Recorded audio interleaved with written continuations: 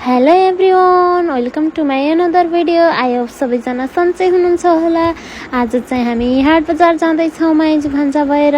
जाँदा जाँदै बाटोमा इन्द्रेणी देख्यौँ अनि त्यसपछि मैले चाहिँ फोटो क्लिक गरिहालेँ।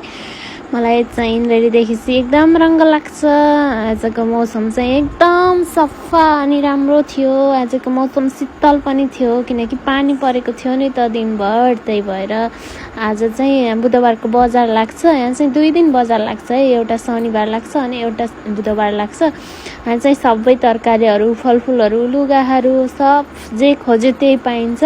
हामी चाहिँ फाइनल्ली तरकारीहरू पनि लिइसक्यौँ अनि सब कुरा लिएर खाजा खान लाग्यौँ। खाजामा थियो फ्राई मोमो। हामीले चाहिँ फ्राई मोमो अर्डर गरेका थियौँ। फाइनल्ली फ्राई मोमो खाइसक्यौँ, एकदम मिठो थियो।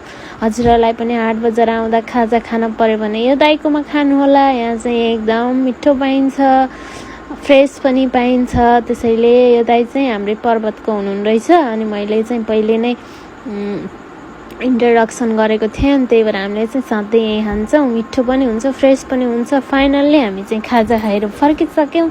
फर्किँदा रात परिसकेको थियो अनि त्यसपछि झोलाभरि सामान थियो, गरुङ्गो पनि थियो।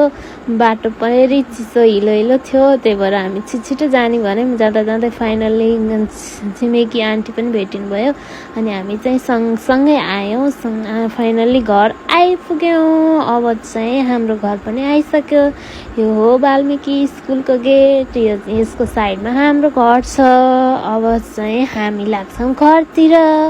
फाइनल्ली म चाहिँ घर आइवरी ड्रेस चेन्ज गरेँ। अब चाहिँ नै सुत्ने तयारी। Okay, thank you for watching. Bye bye, good night, I love you.